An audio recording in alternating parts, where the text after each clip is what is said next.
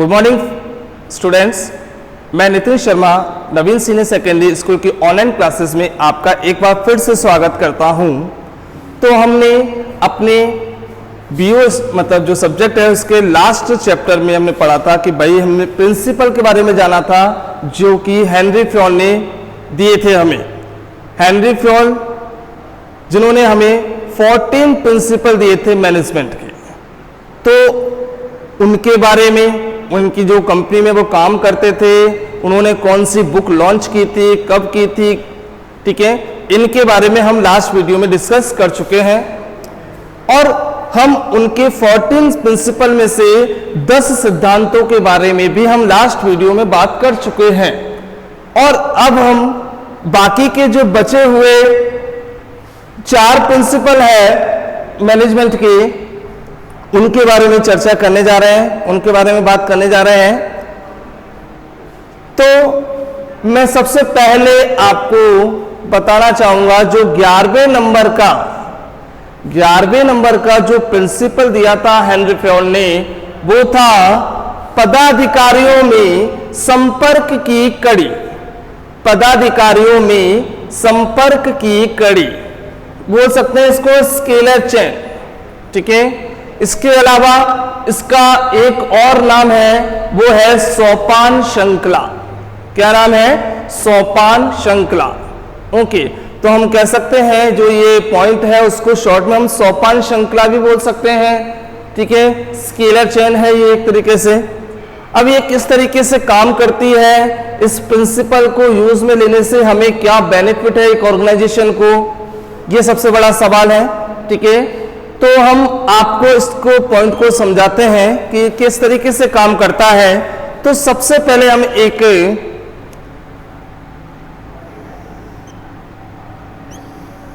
Practically इसको देखने का प्रयास करते हैं।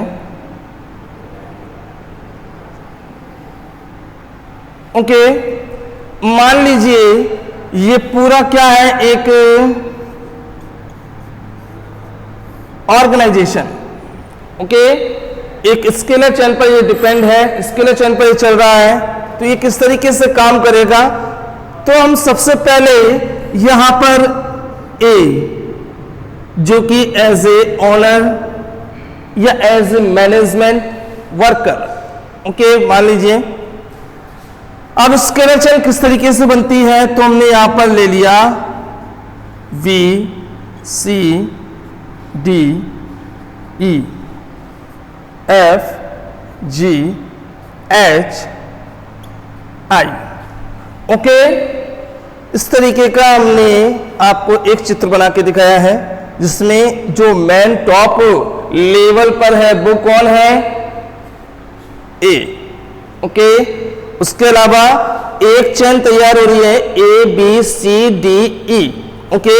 एक चेन कौन सी है, A B C D, okay.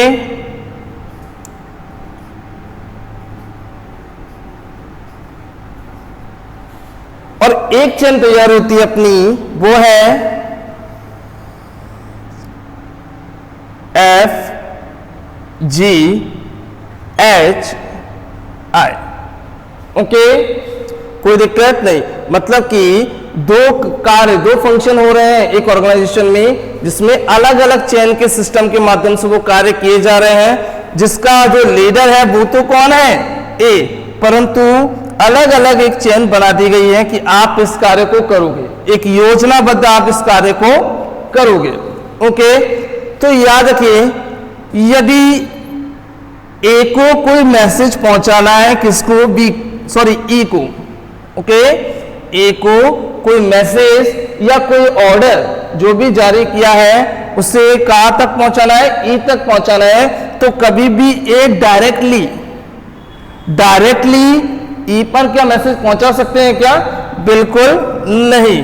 अब इसके एक सिस्टम है, किस तरीके से काम करेगा, ए सबसे पहले मैसेज किसको पहुंचाएगा, बी को, बी किसको पहुंचाएगा, सी को, डी किसको पहुंचाएगा, ई को, ओके। इस तरीके से क्या हुआ है, ए ने मैसेज सेंड किया है, वो सबसे पहले जाएगा बी के पास, बी से सी के पास, फिर डी के पास और लास्ट में किसके पास जा रहा है, वो ई के पास। ओके, इसी तरीके से मान लीजिए आई को मैसेज पहुंचाना है तो डायरेक्टली ए आई को नहीं कर सकता कुछ भी, तो उसे भी क्या करना पड़ेगा, सबसे पहले एफ के पास मैसेज, फिर जी के पास, फिर एच और फिर लास्ट में जाएगा मैसेज आई के पास। ओके, ये सिस्टम तो हमें समझ में आ गया कि यदि सर कोई बॉस हो या कोई लीडर हो या मैनेजर हो टॉप लेवल का, यदि उससे कोई संदेश भेजना है, कोई ऑर्डर निकालना है, आदेश जारी करना है, तो वो स्टेप बाय वो नीचे के जो सबऑर्डिनेट होते हैं, आपके एम्प्लॉय होते हैं, जो चैन सिस्टम में काम कर रहे हैं, उनके पास ऐसे स्टेप बाय जाता है। ओके, यदि मान लीजिए यहां पर चाहे वो ई हो चाहे वो आई हो, यदि इन्हें मैसेज पहुंचाना है कहां पर, लेवल पर, मतलब टॉप लेवल के जो अधिकारी बैठे हुए हैं, ऑफिसर बैठे हैं, उनके पास अपनी कोई शिकायत हो, उसको कोई ऑर्गेनाइजेशन में कोई परेशानी है, यदि कोई मैसेज पहुंचाना है टॉप लेवल के मैनेजर को, तो वो क्या डायरेक्टली मैसेज पहुंचा सकते हैं, बिल्कुल नहीं। वो भी क्या करेंगे, एक चेन सिस्टम के माध्यम से काम करेंगे। तो सबसे पहले आई एच के पास, जी के पास और एफ के पास होता हुआ वो किसके पास जाता है, ए के पास। ठीक है, यदि कोई शिकायत है, कोई शिकायत हो, कोई भी कमी हो ऑर्गेनाइजेशन की, तो वो डायरेक्टली नहीं पहुंचा सकता, वो इस तरीके से जाएगी। ठीक है, और यदि कोई आदेश पहुंचाना है top level message, top level का जो मैनेजर है, तो वो भी स्टेप बाय वो मैसेज पहुंचा सकता है। ओके, तो ये समझ में आ गई होगी सोपान श्रृंखला किस तरीके से काम करती है। ठीक है, इसमें किसी को कोई प्रॉब्लम नहीं। अब एक और चीज है इसमें, यदि मान लीजिए यहां पर V और यहां पर कौन है, F, यहां पर C, यहां पर G, यहां पर D, यहां पर H और यहां पर E और यहां पर I। ओके, तो ये क्या है, एक योजनाबद्ध कार्य कर रहे हैं और ये क्या है, एक सेम मतलब समान अधिकारी है ये। ओके, मतलब समान स्तर के अधिकारी हैं। तो क्या हो सकता है कि भाई ये जैसे कि मान लीजिए C और G ये समान स्तर के अधिकारी हैं, तो ये क्या कर सकते हैं कि भाई इनको कोई डिस्कस करना है प्लानिंग के तहत या कोई भी चीजें उनको जानकारी लेनी है, तो वो क्या कर सकते हैं, अपने समान स्तर के अधिकारी से क्या कर सकते हैं, चर्चा कर सकते हैं। ओके, इसमें कोई दिक्कत नहीं है, वह चर्चा कर सकते हैं। तो याद रखिए, यदि डी को कोई चर्चा करनी है तो वो एच से कर सकता है, डिस्कस कर सकता है एज ए प्लानिंग कोई भी। ठीक है, क्योंकि ये क्या है, एक समान स्तर के क्या है, अधिकारी हैं। ठीक है, सेम लेवल के होते हैं ऑफिसर, इसलिए एक दूसरे से अपनी प्रॉब्लम को शेयर कर सकते हैं। और इसी तरीके से इसे क्या नाम दिया गया है, स्केलर चेन क्या कहा जाता है, मतलब सोपान श्रृंखला। ये काफी बार क्वेश्चन आता है एग्जाम में। ठीक है, तो बिल्कुल आपको भ्रमित नहीं होना है कि यदि या तो ऐसे आ जाए कि पदाधिकारियों में संपर्क की कड़ी, या आपसे पूछ सकता है कि सोपान श्रृंखला क्या है। ठीक है, डायग्राम के अनुसार समझाइए, या कोई भी इस तरीके से उदाहरण से ही समझने का पूछता है, तो आपको इसी तरीके से आपको एक डायग्राम समझा के उसे नीचे एक्सप्लेन करना है, उसे नीचे एक्सप्लेन करना होगा कि इसी तरीके से कि यदि कोई ए को संदेश पहुंचाना है नीचे के अधीनस्थ को, तो वो डायरेक्टली नहीं पहुंचा सकता, पहले वो ए से बी के पास, सी के पास, डी के पास और फिर पहुंचेगा वो ई के पास। और यदि ई को कोई परेशानी है, कोई शिकायत है अपने ऑर्गेनाइजेशन को लेके या उसके काम के सिस्टम को लेके, तो वो क्या डायरेक्टली नहीं पहुंचा सकता, वो भी क्या करेगा, वो इस स्टेप को फॉलो करेगा। सबसे ऊपर का अधिकारी, फिर उससे ऊपर का अधिकारी, फिर उससे ऊपर का अधिकारी और फिर टॉप लेवल मैनेजर के पास वो संदेश पहुंचेगा। Okay, it is clear. ये है सोपान श्रृंखला। ओके, आई होप आपको इनमें कोई प्रॉब्लम नहीं होगी, बहुत ही सिंपल है ये भी। अब बात करते हैं हम 11 नंबर के बाद 12वें नंबर के प्रिंसिपल ऑफ मैनेजमेंट, जो है स्टेबिलिटी ऑफ पर्सोनल। ओके, मतलब कर्मचारियों की कार्यकाल स्थिरता, कर्मचारियों की कार्यकाल स्थिरता। ओके, तो भाई ऑर्गेनाइजेशन है, तो स्वाभाविक है वहां कर्मचारी कार्य कर रहे हैं, ठीक है। यदि कर्मचारी कार्य नहीं करेंगे तो ऑर्गेनाइजेशन किस बात की है, ठीक है। तो याद रखना कि यहां पर ये पॉइंट को आप समझने का प्रयास करो। कर्मचारियों की कार्यकाल स्थिरता, आपको पता है ना कार्यकाल का मतलब क्या है,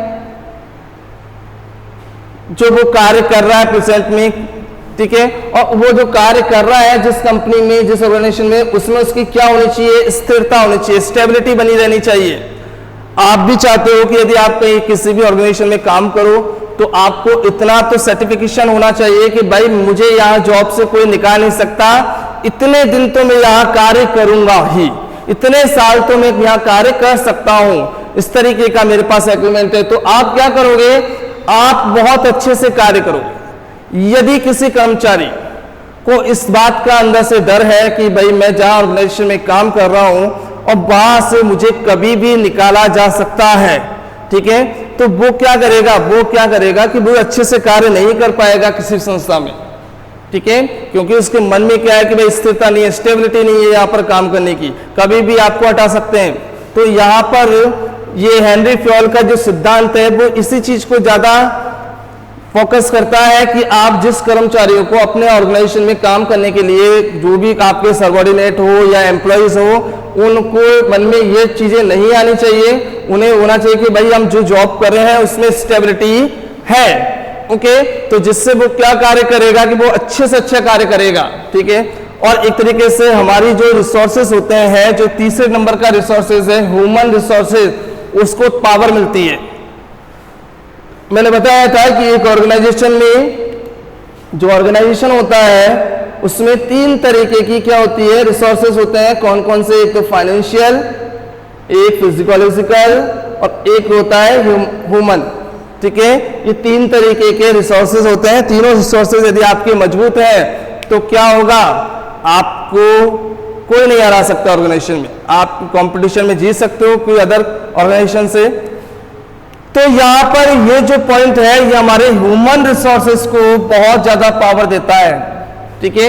तो याद रखिए कि आप जिस भी मतलब कंपनी में आप किसी भी टॉप लेवल पे हो तो आपके जो नीचे एम्प्लॉय है उनको क्या देना है, आपको स्टेबिलिटी देनी है उस ऑर्गेनाइजेशन में, ओके। ये भाव उत्पन्न करना है कि आप स्टेबिलिटी है आपकी जॉब में, कोई दिक्कत नहीं है, आप अच्छे से काम करिए, ठीक है। तो वह बहुत ही बेहतरीन तरीके से कार्य करेगा भी, ओके। अब बात करते हैं इसका जो हेनरी फ्योल का तीसरे नंबर का सिद्धांत है वो है प्रेरणा।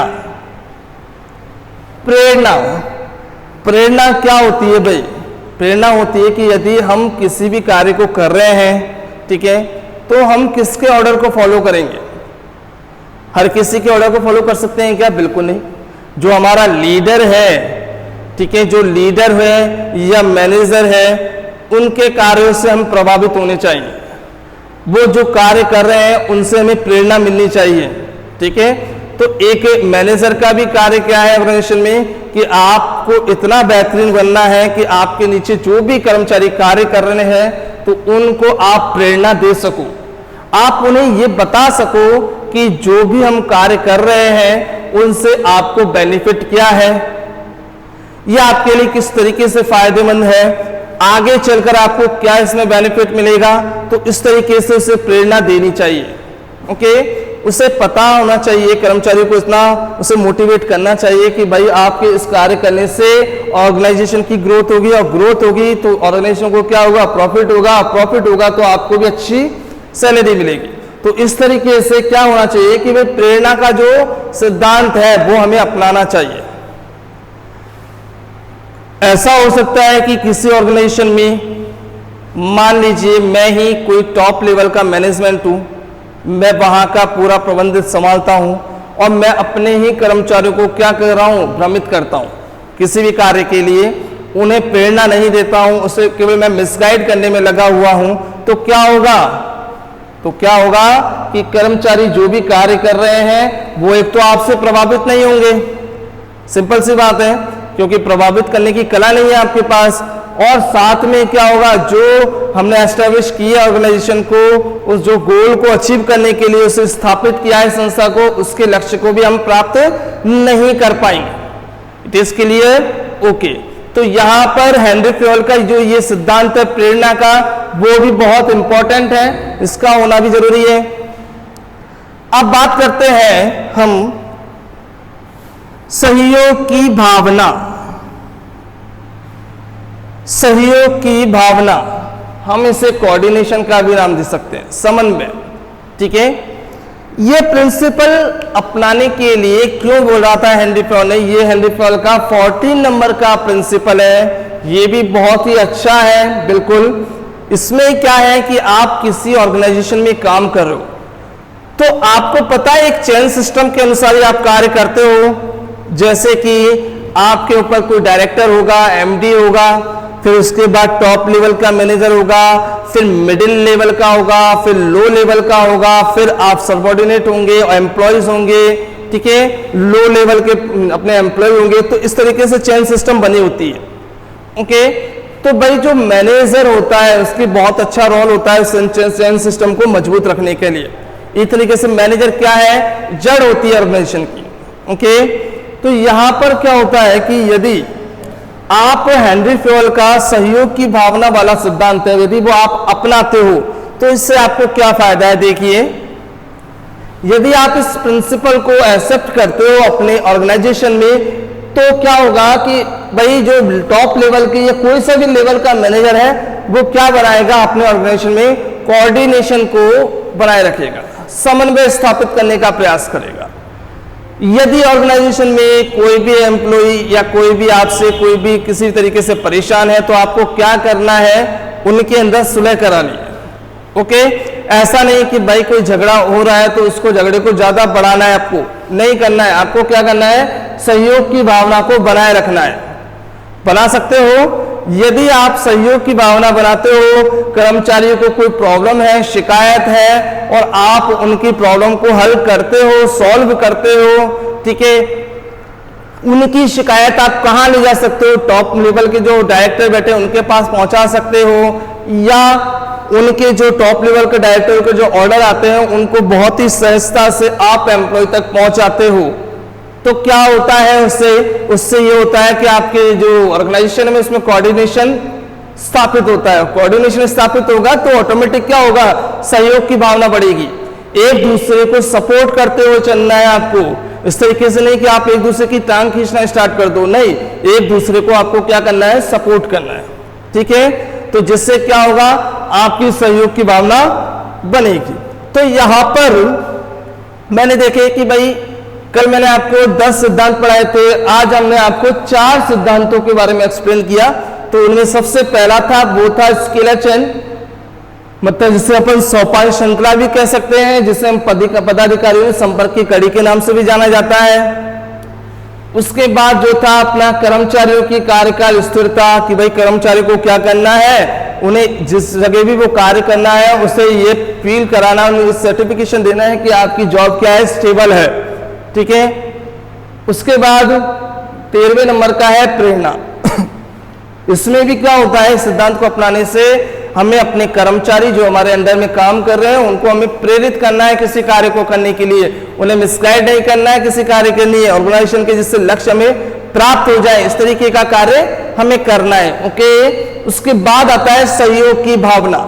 सहयोग की भावना में क्या होता है कि भाई हमें क्या करना है, जो भी चेन सिस्टम हमारा ऑर्गेनाइजेशन में काम कर रहा है उनमें कोऑर्डिनेशन स्थापित करना है, समन्वय स्थापित करना है। ओके, तो इस तरीके से ये चारों सिद्धांत भी मैंने लास्ट के जो सिद्धांत है उनको भी एक्सप्लेन किया है। इस डायग्राम के अकॉर्डिंग भी मैंने सोपान श्रृंखला को समझाया है। अब हम एक छोटा सा टॉपिक है ऑर्गेनाइजेशन के लेवल का, वो है प्रबंध के स्तर, मतलब जो लेवल होते हैं मैनेजर के उनको भी हम एक शॉर्ट में आपको एक्सप्लेन करते हैं। जो लेवल होते हैं तो सबसे पहला लेवल होता है कौन सा, उच्च स्तर। कौन सा, उच्च स्तर।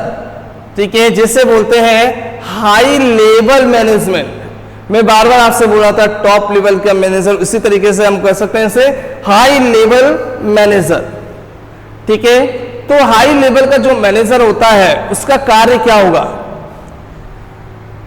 ये भी कह सकते हैं कि उच्च स्तर के प्रबंधक कौन होते हैं, कैसे होते हैं। तो भाई जो भी ऑर्गेनाइजेशन में प्लानिंग करता है, नियोजन करता है, लोगों को संगठित करता है, उन्हें कार्य सौंपता है और उन्हें क्या करता है, उन्हें कार्य सौंपने के साथ साथ उन्हें अधिकार भी सौंपता है। ठीक है, तो ये किसके हाथ में होते हैं, हाई लेवल के मैनेजर के हाथ में। ठीक है, जो सारा ऑर्गेनाइजेशन का जो भी कार्य है, कार्यभार होता है, उसके हाथों में होता है। उच्च स्तर के जो भी डिसीजन लेने हैं कौन लेगा, हाई लेवल मैनेजर लेगा या नहीं लेगा।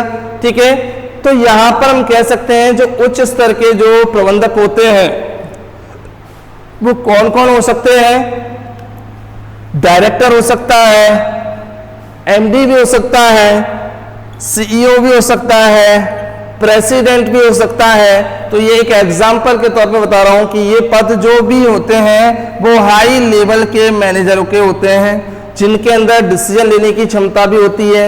ओके, वो क्या करते हैं, आदेश निर्देशों को जारी करते हैं अपने यहाँ पर। ठीक है, महत्वपूर्ण जो मामले होते हैं उनमें विचार विमर्श भी करते हैं और उसके अलावा अपने ऑर्गेनाइजेशन को एक दीर्घकालीन स्थिरता में रूप में बनाए रखते हैं, लंबे समय तक चले हमारी ऑर्गेनाइजेशन, इसका प्रयास वो करते हैं।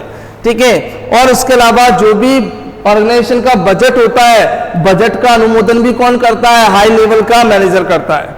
ठीक है, तो इस तरीके से इसके कुछ कार्य भी है जो मैंने आपको बताया था, योजनाएं बनाना। ठीक है, योजनाओं का क्या परिणाम आया उसका मूल्यांकन करना, ये सारे कार्य किसके हैं, हाई लेवल के मैनेजर के हैं। ओके, कोई दिक्कत इसमें नहीं, बिल्कुल। अब आगे बढ़ते हैं हम मध्य स्तर के मैनेजमेंट, मध्य स्तर का मैनेजमेंट। एक और चीज, हाई लेवल का मैनेजर जो होता है वो ऑर्डर किसको देगा, मध्य स्तर को भी दे सकता है और निम्न स्तर के मैनेजर को भी दे सकता है। तो हम बात करते हैं अब यहाँ पर मिडिल लेवल के जो मैनेजर है उनके बारे में।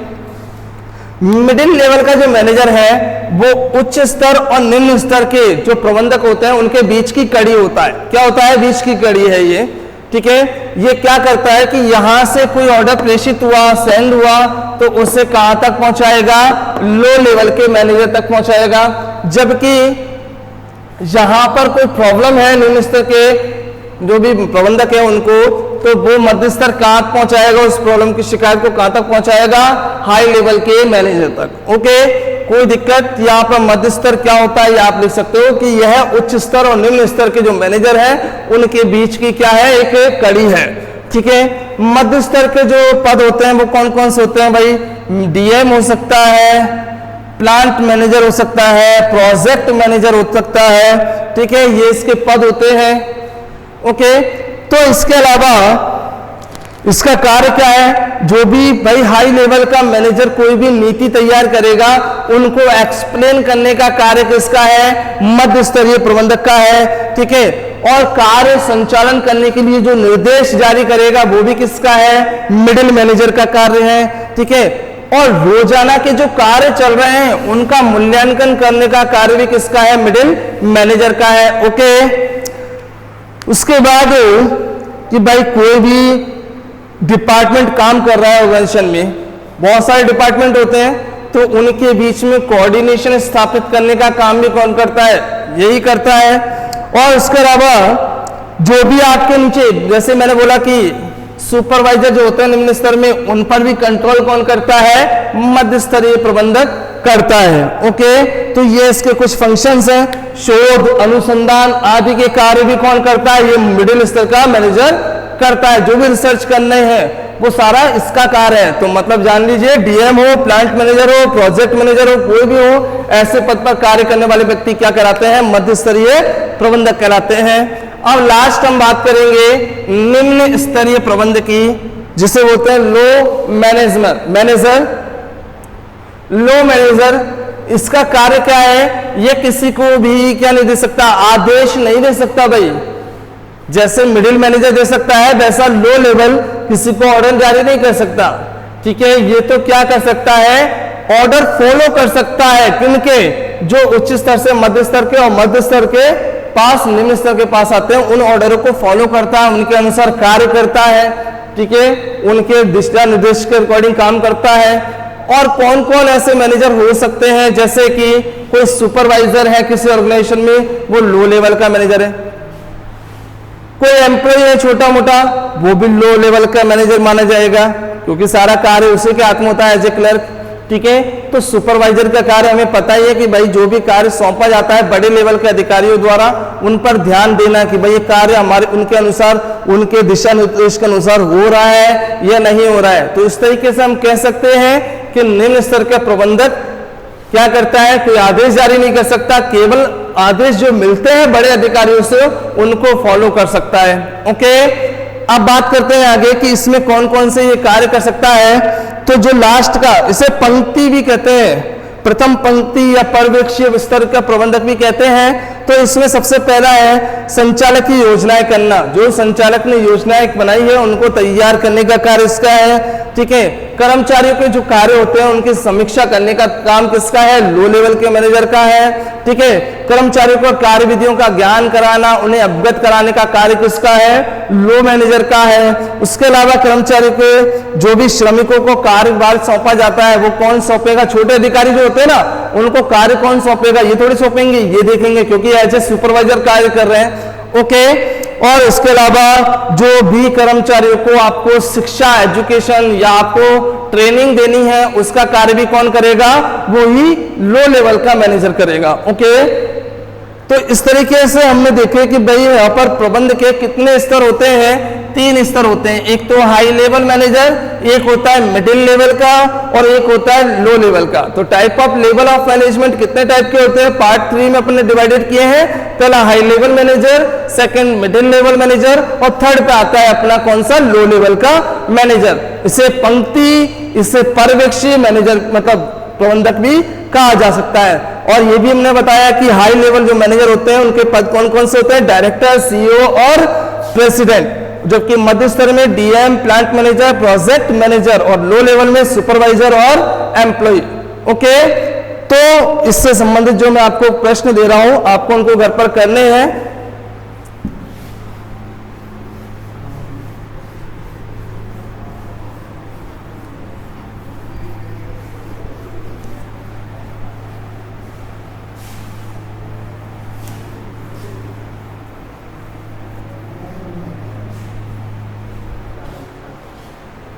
तो क्वेश्चन लिखिए आप,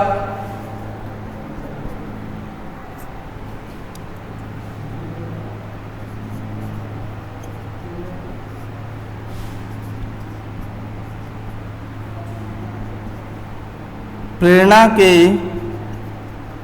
सिद्धांत से आप क्या समझते हो।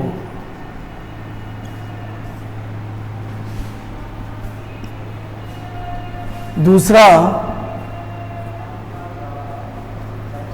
हेनरी फेयोल की 1917 में प्रकाशित पुस्तक का क्या नाम था। ओके, और उसके अलावा क्वेश्चन 3, हेनरी फेयोल ने किस फ्रांस की कंपनी में कार्य किया था। और एक लास्ट क्वेश्चन और लिख लीजिए, प्रबंध के स्तरों का वर्णन करो। ओके, तो इस तरीके से मैंने आपको 4 क्वेश्चन दिए हैं। तो आप नेक्स्ट वीडियो में हम पढ़ेंगे जो टेक्निक होती है मैनेजमेंट की उसके बारे में। अभी के लिए धन्यवाद।